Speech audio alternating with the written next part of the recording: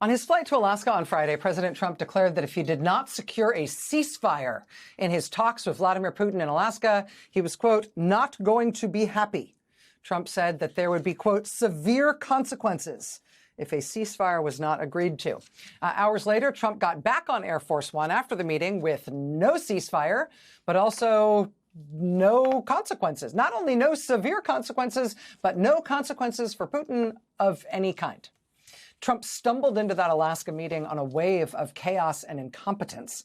A week and a half before the Anchorage meeting, Trump's real estate friend turned special envoy Steve Witkoff met with Putin yet again.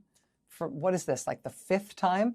After Witkoff's big happy meeting with Putin, Trump posted that it had been, quote, highly productive and great progress had been made. Trump then called Ukrainian President Volodymyr Zelensky and other European leaders with the good news out of Steve Witkoff's meeting. Apparently, Witkoff reported back that Putin was willing to withdraw his troops from some of Ukraine. Wow. Are you sure, Steve? Did you definitely get that exactly right? Did you get it in writing? Did you get it in English? According to the German tabloid Bild, Steve Witkoff, however he got that information, he got it backwards. He, quote, misinterpreted. Putin was not offering to withdraw Russia's troops from Ukraine. He was demanding that Ukraine withdraw their troops from their own country and give it to him. Witkoff reversed himself in his explanation in a call with European officials the next day. He finally cleared it up, I think, on yet another call the day after that. Oops. Why does Steve Witkoff meet with Putin all the time again? What are those conversations for? The chaos continued at the Alaska summit. On Saturday, NPR reported that some random person found these documents sitting on a public printer at a hotel in Anchorage. These are apparently made by U.S. diplomatic staff. They include the exact movements of multiple officials, including the president, non-public information, the phone numbers of government employees, lots of plans for the luncheon to be held in honor of His Excellency, Vladimir Putin. To give you a sense of how Russia felt about how well the Alaska summit went for them, the Russian state media outlet RT released this video today, purportedly showing an armored vehicle driven by Russian troops flying two flags, one Russian, one American, as in Russia is now making war against Ukraine using the power of the United States of America. Russian state media has been gloating about the Alaska meeting ever since it was announced, particularly about Trump greeting Putin at the airport in Alaska with a literal red carpet.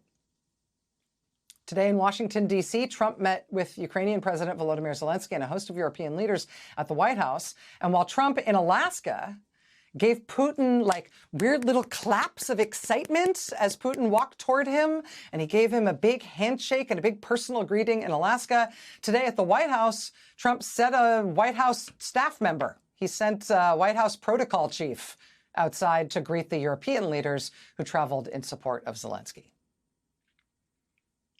Because one of them is Vladimir Putin and the other ones are supposedly our allies. That's how the Trump administration has been handling this ongoing, disastrous international crisis.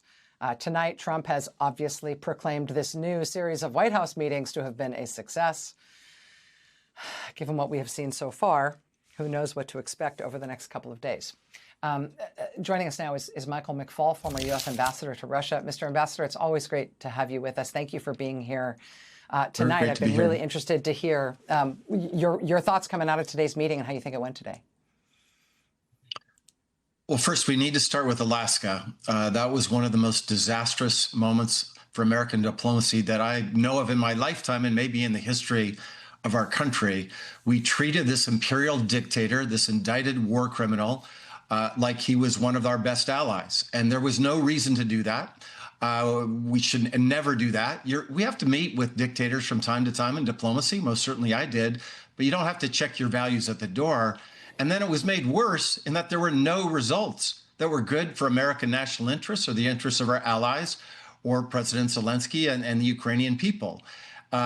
And it was made even worse on top of that, and that Putin convinced Trump of his talking points, including what you just talked about, this idea, this absurd idea that Ukrainians need to leave where they are in Donbass and liberate their own territory, their own country, so that Putin can annex it. Today was Recovery Day here in Washington, and thank goodness our allies were there. I think that really set a different tone to have them all there. They were proposing new ideas, including getting back to this ceasefire idea that Trump so quickly abandoned, talking about children that had been kidnapped. That's good that that's on the agenda.